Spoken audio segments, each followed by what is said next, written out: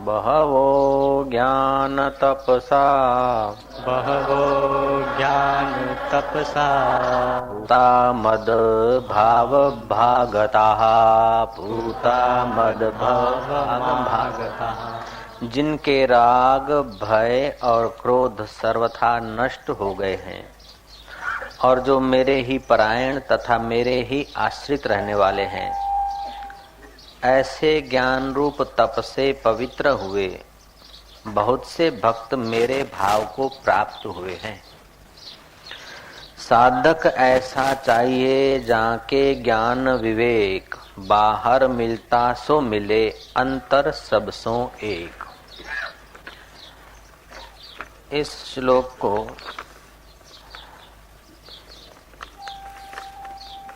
गहराई से समझेंगे कि जिनके राग भय और क्रोध सर्वथा नष्ट हो गए हों और जो मेरे ही परायण हैं तथा मेरे ही आश्रित रहने वाले हैं, ऐसे ज्ञान रूप तप से पवित्र हुए बहुत से भक्त मेरे भाव को प्राप्त हुए हैं।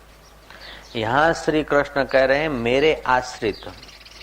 उसका मतलब ये नहीं कि जो मंदिर में श्री कृष्ण की प्रतिमा है वहां जाकर मंडारना है। मेरे आश्रित श्री कृष्ण का माम जो है वही तुम्हारी गहराई में तुम्हारा माम है। अर्थात कृष्ण कह रहे मेरे आश्रित मतलब तुम अपने आप में, जहां कृष्ण मैं कह रहे हैं वहां जिसने अपना आश्रय ठाना है, ऐसे जो ज्ञान योग से ज्ञान योग रूपी तप से पवित्र हुए, भावना से नहीं, मान्यता से नहीं। यस्य ज्ञानमयम तपः, जो ज्ञान संयुक्त तप है। ज्ञान तप से बढ़कर दुनिया में और कोई तप नहीं। योग की दृष्टि से, एकाग्रता की दृष्टि से एकाग्रता बड़ा तप है, लेकिन जहाँ पतंजलि का योग दर्शन समाप्त होता है, जहाँ क्रिया योग समाप्त होता है, वहां से ज्ञान योग शुरू होता है। कल बताया था कि 6 वर्ष क्रिया योग की अलग अलग उपासनाएं करते करते आखिर गौतम थके। जब थके, थोड़ा विवेक जगा, तो गौतम अकेले गौतम न हुए, गौतम बुद्ध हो गए, भगवान बुद्ध हो गए।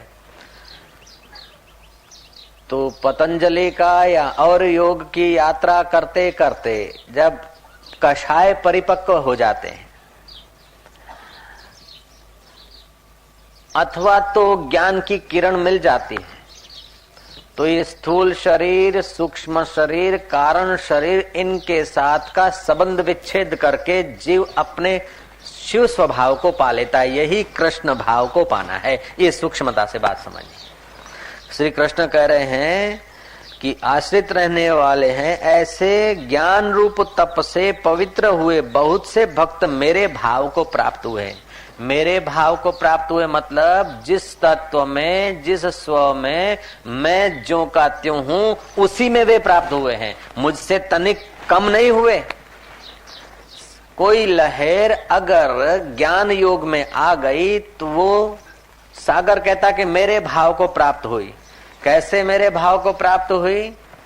कि वो सागर हो गई, वो जल राशि हो गई। तो जल राशि पहले थी। इसी बात को गीताकार ने आगे कहा, ममई वांशो जीवलोके जीवभूत सनातन, ईश्वर अंश जीव अविनाशी, चेतन विमल सहज सुख राशि। जो तुम्हारा वास्तविक, जिसको तुम जीव मैं मानते हो, वो भी चेतन है। जड़ मैं नहीं बोल सकता है। ये मंडप मैं हूं ऐसा नहीं इसे पता, ये कबाट मैं हूं ऐसा नहीं बोलेगा, पहाड़ मैं हूं ऐसा नहीं बोलेगा। जब जब मैं हूं बोलेगा तो चैतन्य की सत्ता से ही तुम्हारा मुंह बोलेगा, जीभ हिलेगी। हिलचाल तो और जड़ पदार्थों में भी होती है, लेकिन उनको अपने अस्तित्व का ज्ञान नहीं है। लेकिन तुम्हें अपने अस्तित्व का ज्ञान है, फिर वास्तविक अस्तित्व का ज्ञान तुम्हें नहीं है। तुम्हारे इर्द गिर्द जो साधन थोपे गए हैं और जो संस्कार थोपे गए हैं, उन संस्कार और साधनों और वासनाओं का गुड़गोबर करके तुम अपने को कुछ मान लेते हो।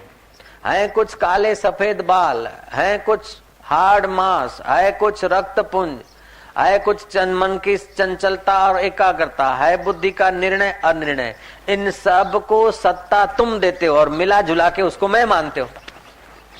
लेकिन जो ज्ञान योग तप से पवित्र हुआ है, वो ऐसा जो साधक है, वो भगवान कहते मेरे भाव को प्राप्त हुआ है। तो भगवत भाव को, भगवत अनुभव को हम कैसे प्राप्त हो? कौन प्राप्त होता है?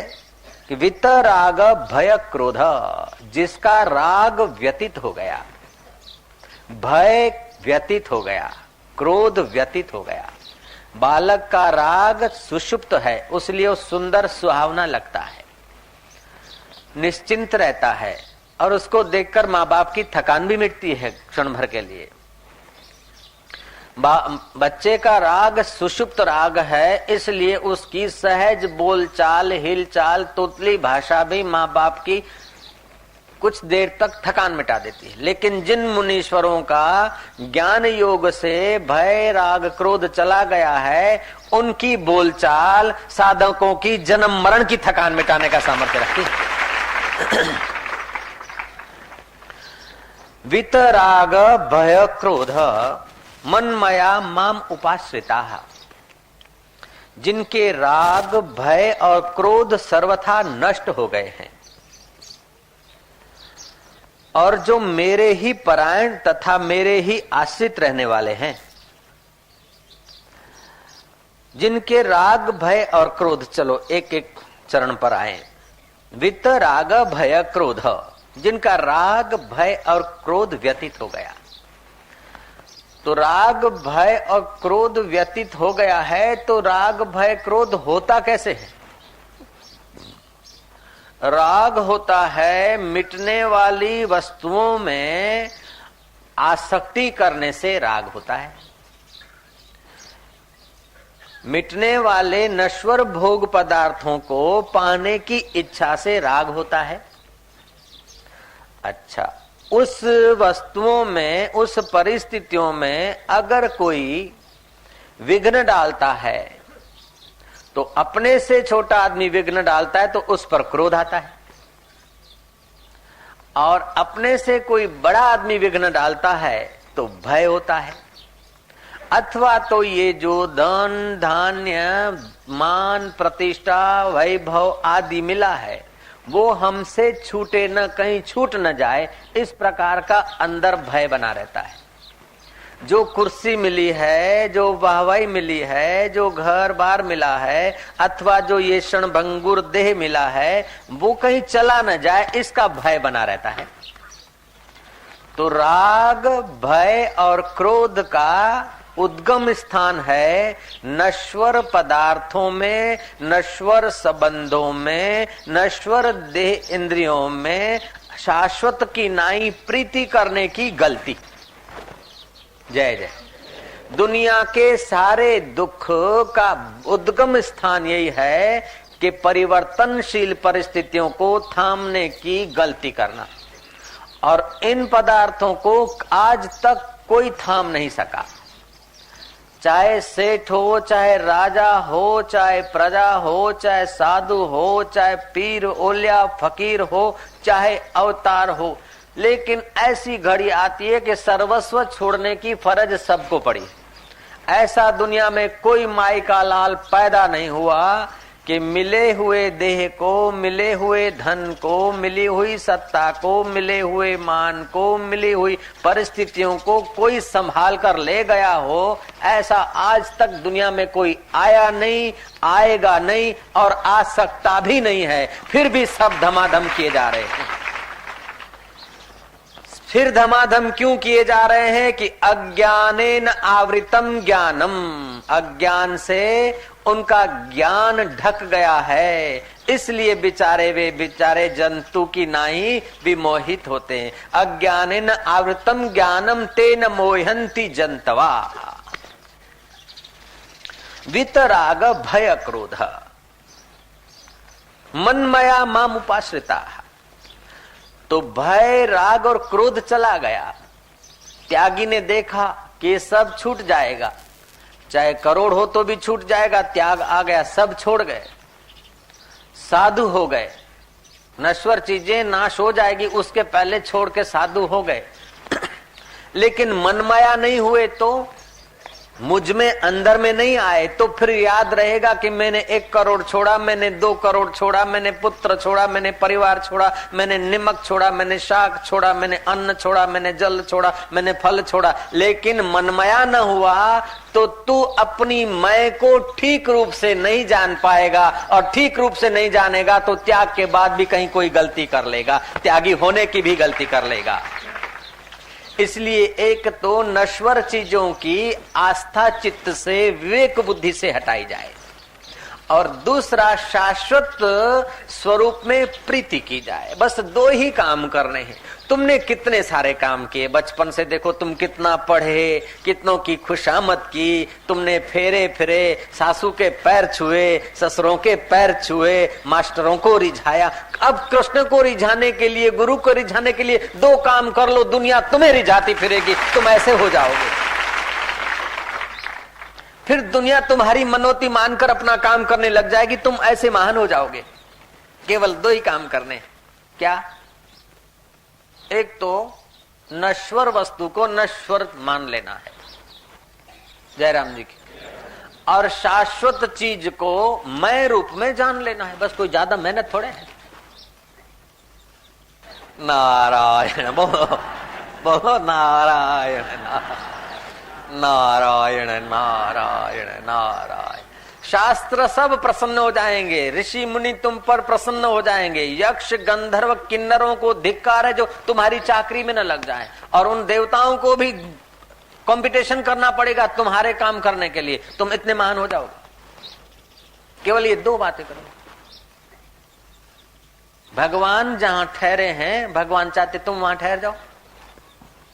भगवान की निगाह वो तुम अपनी निगाह बना लो, ब्रह्मवेता का अनुभव तुम अपना बना लो, और कोई तुम्हारे से भगवान या संत कुछ छीनना नहीं चाहते। अगर छीनना चाहते हैं तो नश्वर पदार्थों में जो बेवकूफी से आस्था हो रही है वो बेवकूफी छीनना चाहते हैं, और शाश्वत आत्मा भगवान पराया लग रहा है, ये परायापन छीनते हैं। और तो बेचारे कुछ छीनना भी तो नहीं चाहते, और कुछ भगवान या संत या शास्त्र तुमसे छीनते हो तो मुझे बताओ, मैं चलूंगा साथ में।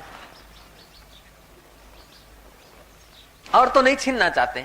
सतशास्त्र हम लोगों से अज्ञान छीनना चाहते हैं, और ईश्वर के विषय में परायापन छीनना चाहते हैं।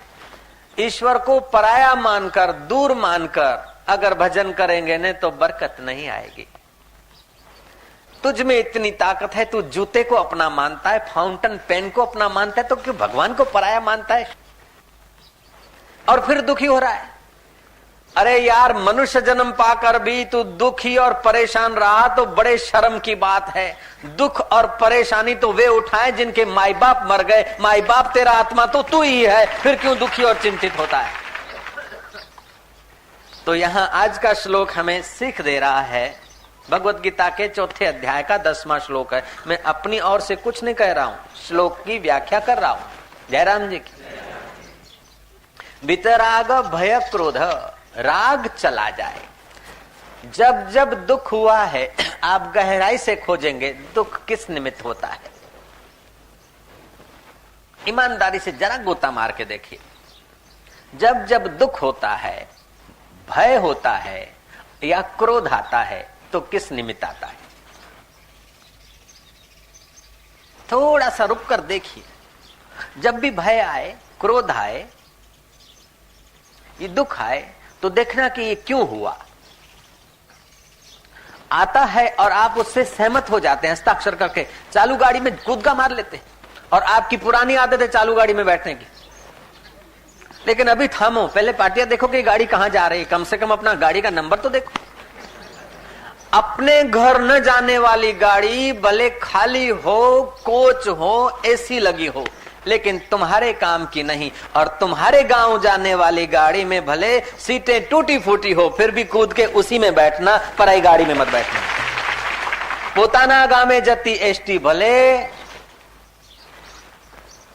लग्जरी टाइपनी ना होय, सीटो भले एयर कंडीशननी व्यवस्था वाળી ના હોય, છતાંય પોતાના ગામ જતી ગાડી જ તમારા ઉપયોગની છે। પારકા ગામ લઈ જાય તે ગાડી તમારા માટે મફતમાં બેહાડે તોય નકામી નકામી ને નકામી। એ વાતમાં કોઈને સંદેહ हो तो पूछी लो। अब तुम्हारा गांव क्या? तुम्हारा गांव वही है जहां जाने के बाद तुम्हारा अधपतन न हो, जहां जाने के बाद तुम्हारी थकान मिटे। अपने घर जाओगे तो क्या होगा? बाजार गए, इधर गए, उधर गए, यात्रा गए तो उत्साह से, लेकिन भागे भी उतना तेजी से। घरे जे निराश। પોતાનું ઘર એ પૃથ્વીનો છેડો। તમે ગમે એવી દક્ષિણ ભારતની યાત્રા કરો, ઉત્તર ભારતની યાત્રા કરો, નેપાળની યાત્રા કરો, પણ છેવટે થાક ઉતારવાનો વિચાર આવશે, દોડ્યા દોડ્યા ઘરે આવશો। બોલો, સિદ્ધપુર વાળો સિદ્ધપુર પહોંચશે ને મુંબઈ વાળો મુંબઈ ઘર સમજશે ને સુરત વાળો સુરતમાં આવે। હે, મારું ઘર એ પૃથ્વીનો છેડો। तो ये घर वास्तव में तुम्हारा नहीं, ये घर तुम्हारे शरीर का घर है। शरीर की थकान मिटाना है तो चार दीवारी में आओ, और तुम्हारी थकान मिटाना है तो आत्मज्ञान के घर में आओ, तुम्हारा बेड़ा पार हो जाए। उसके सिवाय और कोई उपाय आज तक सफल गया नहीं। उसके सिवाय कोई उपाय आज तक सफल, पूर्ण रूप से सफल गया नहीं। योग वशिष्ठ का प्रसंग आता है कि ब्रह्मा जी ने सृष्टि रची और जीवों को राग, भय, क्रोध, इच्छा, द्वेष आदि से दुखी देखा। जैसे पिता परिवार पुत्रों को का दुख देखकर कुछ सोच विचार करता है और उसके लिए उपाय करता है, ऐसे ब्रह्मा जी ने देखा कि जीव बेचारे दुखी हैं। चलो यज्ञ, होम, हवन की पद्धति का प्रचार प्रसार हो, ताकि जीव स्वधा स्वाहा करके, प्राणवायु शुद्ध करके, अपने मन को थोड़ा एकाग्र करके यहाँ भी थोड़ा सुखी रहे और परलोक में आए, स्वर्ग पाए। लेकिन ब्रह्मा जी ने पाया कि इतना करने के बाद भी व्यक्ति की एकाग्रता होती है और संसार की चीजों को पकड़ता है, मरते दम तक छोड़ता नहीं, और स्वर्ग में आता है तो स्वर्ग को पकड़ता है। न स्वर्ग में सदा रह सकता है, न यहाँ सदा रह सकता है, न नरक में सदा रह सकता है। बाहर की चीजों से आदमी सदा बंध के रह ही नहीं सकता। अरे मुझे सृष्टिकर्ता को भी कल्प के अंत में रवाना हो जाना पड़ता है, तो मेरे उत्पन्न किए हुए जीव सदा कैसे रह सकते हैं? एकदम सीधी बात है। तुम रात्रि को स्वप्न देखते हो और स्वप्न में तुमने देखा एक सुंदर सुहावना कॉम्प्लेक्स है और उसमें कई दुकानें हैं। हाँ महाराज, एक हलवाई की भी दुकान है, एक फोटोग्राफर की, तमाम दुकानें, और दुकान में ग्राहक भी है और ग्राहक फोटो लेवा रहे हैं अपना। हलवाई की दुकान पर मिठाई ले रहे हैं। अब देखो कि उनका मिठाई लेना या फोटो लेवाना एक तब तक जिंदा है जब तक तुम स्वप्ने में हो। तुम्हारे स्वप्ने पुरुष तब तक जीवित हैं जब तक तुम्हारी स्वप्न की अवस्था है। जब तुम शाश्वत नहीं तो तुम्हारा स्वप्न कैसे शाश्वत, और तुम्हारा स्वप्न शाश्वत नहीं तो वो मिठाई की दुकान वाला हलवाई कब तक शाश्वत रहेगा, और मिठाई की चाट पर मुंह में पानी लाने वाला कब तक रहेगा? समझ रहे हैं? गुजराती में कह दूं, તમે સ્વપ્ન જોયું અને સ્વપ્નમાં આખી બજાર, દુકાન, કોમ્પ્લેક્સ, બીજું ત્રીજું આમ તેમ બધું જોયું, અને કોઈ મીઠાઈની દુકાને કે મોઢામાં પાણી લાવે છે, કોઈ ભૂસું ચાટવા માટે મથ્યો છે, કોઈ પિક્ચર જોવા માટે ધમ્યો છે, કોઈને આમ છે, કોઈને લેવું છે, કોઈને દેવું છે, કોઈને કાંઈ કરવું છે, કોઈને કાંઈ જવું છે, એ બધું સ્વપ્નમાં તમને દેખાય કે ન દેખાય?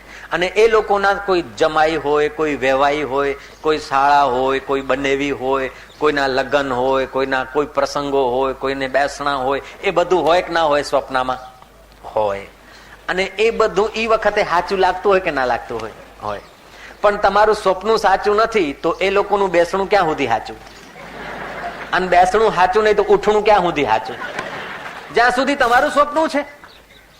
એવી રીતે આ તમારા બેસણા, ઉઠણા, आना जाना ये ब्रह्मा जी का स्वप्न है तब तक। और उसमें भी जैसे चालू स्वप्न में कई लोग पैदा हो जाते हैं, कई मर जाते हैं, कई मिट जाते हैं, ऐसे ही ब्रह्मा जी के चालू स्वप्न में भी तो हम कई रवाना हो जाते हैं। देखत नैन चलो जग जाई, का मांगू कछु स्थिर न रहाई। देखते देखते आंखों के देखते देखते जगत पसार हो रहा है। कह रहा है आसमां ये समा भी कुछ नहीं, रो रही है शबनम में ये निजारे कुछ नहीं। जिनके महलों में हजारों रंग के जलते थे फानुश, जहर उनकी कब्र पे है और निशान कुछ भी नहीं। जिनकी नौबतों से गूंजते थे आसमां, वे खुद बेदम हुए अब हूं नहा कुछ भी नहीं। कह रहा है आसमां ये समा भी कुछ नहीं। राजाधिराज अन्नदाता महाराज, फूलों की बरसात हो जाती थी महाराज, सड़कें बंद हो जाती थी, नगारे और तुरिया के गगन गुंजा देती थी। अभी देखो तो सब स्वप्न हो गया। फलाना वाइसरा आया है, फलाना साहब आया है, फलानी लेडी आई है, पुलिस बंदोबस्त हो रहा हो। अब देखो कहां गया सब। सीधी सादी एक ज વાત हमारे जो ये महागुजरात दे धमाधम चालू ए वखते हाचू लागતું હતું। इकड़म तिकड़म काय कराचा, हमची मुंबई हमाला पाहिजे। अभी देखो तो स्वप्न हो गया। चाऊ माऊ सावधान जाग उठा है हिंदुस्तान हो। अभी देखो तो बात स्वप्न हो गई। अनामत विरोधी आंदोलन जिंदाबाद, अभी देखो तो मुर्दा हो गया, स्वप्न हो गया। ऐसे ही समय की सरिता में सारी हम लोगों की स्वप्न तुल्य चेष्टाएं सरकती जा रही है। सरकती हुई चेष्टाओं को शाश्वत संभालने का जो आग्रह है, वही आग्रह भय, राग और क्रोध को जन्म देता है। जैसी कृष्ण जो बीत गई सो बीत गई, तकदीर का शिकवा कौन करे। जो तीर कमान से निकल गई, उस तीर का पीछा कौन। जो लाभ हुआ सो हो गया, जो घाटा हो गया सो हो गया, जो मान मिल गया तो मिल गया, अपमान हो गया तो हो गया। कांटा घुस गया तो अब निकाल के निश्चिंत हो, कांटा किसने रखा और क्यों घुसा उसकी चिंता में मत लग। और निकाल के फेंक दिया तो फेंक दिया, फिर कांटा लगा था मैंने निकाला था फेंक दिया, उधर चिंतन मत कर तू। ऐसे ही व्यवहार में कई कांटे आएंगे लगेंगे, कई बार निकलेंगे, लेकिन तू समझता जा समय की सरिता में सब बहा जा रहा है। इस प्रकार का जब तू विवेक दृढ़ रखेगा, ज्ञानमय तप के दरवाजे पर पहुंचेगा, तो तू श्री कृष्ण के भाव को प्राप्त कर लेगा। जहां श्री कृष्ण मस्त है वहीं तू पहुंच जाएगा। वहीं उसका मतलब नहीं कि वैकुंठ, वहीं उसका मतलब नहीं कि ठाकुर जी। श्री कृष्ण मस्त हैं अपने आप में मस्त हैं, उसलिए उनको देखकर सब लोग मस्त होते हैं। जो अपने आप में नहीं है उसको दूसरे देख के मस्त कैसे हो सकते हैं। जो खुद के घर नहीं तो वो दूसरों को खुद के घर क्या पहुंचाएगा। महाराज वितराग भय क्रोध मनमया माम उपाश्रिता, सर्वथा क्रोध जिसका नष्ट हो गया है और जो मेरे ही परायण तथा मेरे ही आश्रित रहने वाले हैं। मेरे परायण माना कितना भी धन सत्ता वस्तुएं हैं, वो समझता है साधक कि ये सब पहले नहीं थी। जन्म के पहले ये वस्तुओं की मालिकियत मेरी नहीं थी और अभी भी ये मालिकियत नहीं के तरफ जा रही है। इस प्रकार का उसका विवेक इन वस्तुओं का उपयोग करता है, लेकिन इन वस्तुओं में आश्रय नहीं करता, वस्तुओं में शाश्वतता का मोहर नहीं लगाता। लेकिन जन्म के पहले मैं था, जन्म के बाद भी मैं रहूंगा। जन्म के पहले ये शरीर नहीं था तो ये शरीर की वस्तुएं और संबंध कैसे। मरने के बाद ये शरीर नहीं रहेगा तो इसके संबंध कहां। लेकिन जन्म के पहले और मरने के बाद जो मेरा चिद्घन चैतन्य कृष्ण तत्व आत्मा था, उसकी जो शरण लेता है, उसको मैं मानकर उसमें जो आराम करता है, तृप्ति पाता है, उसमें प्रतिष्ठित होकर फिर यथा योग्य व्यवहार करता है, वो भगवान के आश्रित है। अच्छा, तो इन वस्तुओं में से इनको सबको छोड़ देवे ना, तो इन सबको पकड़े ना। न छोड़ना है न पकड़ना है, इनका उपयोग करना है। और हकीकत में उपयोग किए बिना कोई रहेगा नहीं। उपयोग तो करते हैं लेकिन आसक्ति बुद्धि से करते हैं, आस्था बुद्धि से करते हैं, शाश्वत बुद्धि से करते हैं। तुम घर में रहो मना नहीं, लेकिन घर में जो आसक्ति है, तिजोरी में रुपए लेकिन रुपयों में जो आसक्ति भय देती है। नहीं तो थोड़े रुपए चले गए, भय काहे का, आ गए तो आ गए, लाए कुछ नहीं थे। मैंने सुनाई थी एक कहानी कि एक कोई जीवन मुक्त महापुरुष के कुटिया पर डाकुओं ने डाका डाला। उन्होंने तो महाराज, उनका जो आगेवान था डाकुओं का, महाराज हजारों लोग तुम्हारे पास आते जाते हैं,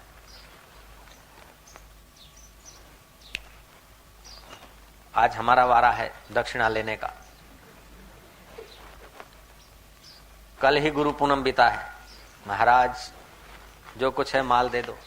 बोले मैं क्या माल उठा के दूं? ये देख, ये मेरे ऊपर की चदरिया और नीचे की चदरिया दोनों उतार देता हूँ, ये कोपिन पैर के मैं बाहर जाता हूँ। जो कुछ चाहिए तुम्हारा अपना समझ के गठरियां बांधो। अब बाबा जी तो अंदर से जीवन मुक्त थे, विरक्त थे। वो माल ठाल तो समितियां संभालती थी, बाबा के पास तो कोई दमड़ी नहीं फूटी।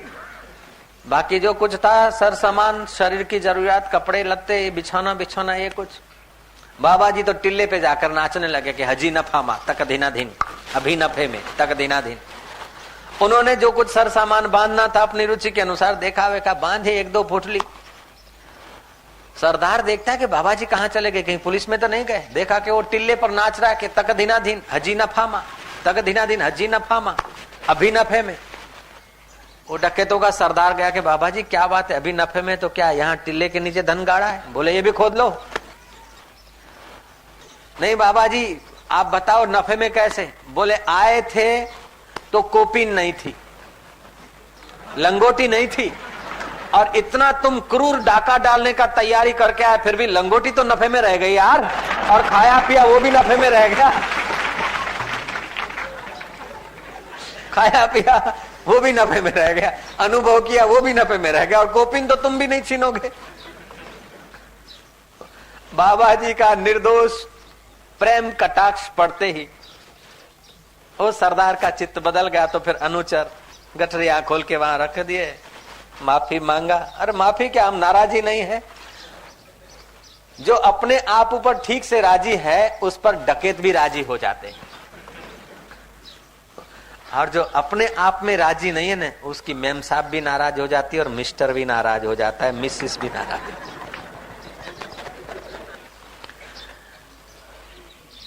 नारायण नारायण नारायण नारायण। देखा अपने आप को मेरा दिल दीवाना हो गया, ना छेड़ो मुझे यारो मैं खुद पे मस्ताना हो गया। वितराग भय क्रोध मनमया माम उपाश्रिता बहवो ज्ञान तपसा पूता मद भावम आगत मागत। जिनके राग भय और क्रोध सर्वथा नष्ट हो गए हैं। तो आप समझ गए होंगे राग भय क्रोध क्यों होता है। नश्वर वस्तुओं में आसक्ति से राग भय और क्रोध होता है। ये वस्तु, ये पद, ये अमुक मेरा बना रहे। फूलों की माला आई अथवा फूल आया, चढ़ा लिया, किसी ने उस स्वीकार कर लिया, उसको प्रसन्नता हुई। सूंघ लिया, नासिका को प्रसन्नता हुई, रख दिया, तुमको मजा आ गया। अब ये फूल रोज आता रहे, ऐसा ही बना रहे और मिलता ही रहे, ये मुसीबत पैदा हो गई। जय जय। आ गया तो आ गया, मिल गया तो मिल गया, हो गया तो हो गया, नहीं आया तो नहीं आया। वो ठीक से भोगता है। आदर्श भोक्ता का लक्षण क्या है। मूढ़ भोक्ता भोगों की चिंता, भोगों को संभालना, भोगों को पाना और भोगों के लिए पच पच के मर जाना, ये मूढ़ भोक्ता के लक्षण है। आदर्श भोक्ता अपने आप में तृप्त रहता है, भोग खिंच कर आते हैं, मेहरबानी करता है, महर पड़ती है, मौज आती है तो भोग का उपयोग कर लेता है, नहीं तो बेपरवाह होकर रहता है। उसी का नाम आदर्श भोक्ता। आदर्श भोक्ता माना भोग उसके पीछे मंडारते हैं, और मूढ़ भोक्ता भोगों के पीछे भागता है। ऐसा नहीं कि कृष्ण खाते पीते नहीं थे, अरे तुम्हारे से बहुत बढ़िया खाए पिए जिए। जनक नहीं खाते थे पीते थे रहते थे, तुम्हारे से बढ़िया जिए होंगे। कबीर जी नहीं खाए पिए, अरे बहुत बढ़िया जिए होंगे। लेकिन वे आदर्श भोक्ता रहे। उनको पता था कि भोगों के लिए हम नहीं, भोग हमारे लिए है। संसार की नश्वरता के लिए मैं अपना आत्मघात नहीं करूंगा। को पीठ देकर छाया पकड़ने जाते हो तो छाया कितनी जल्दी तुम्हारे हाथ आती है पता है? जरा ट्राई करके देखना। और छाया को पीठ देकर सूरज की तरफ भागते हो तो छाया तुम्हारे पीछे पे कैसा आती? जो सूरज के तरफ भागता है तो छाया उसकी अनुगामिनी हो जाती है, लेकिन जो छाया के तरफ भागता है छाया उससे दूर भागती जाती है। ऐसे ही जो अपने आंतरिक सुख का त्याग करके बाहर के छाया जैसी परिस्थितियों को थामना चाहता है और उनको पकड़ रखना चाहता है, उस बेचारे की हालत ऐसी हो जाती है।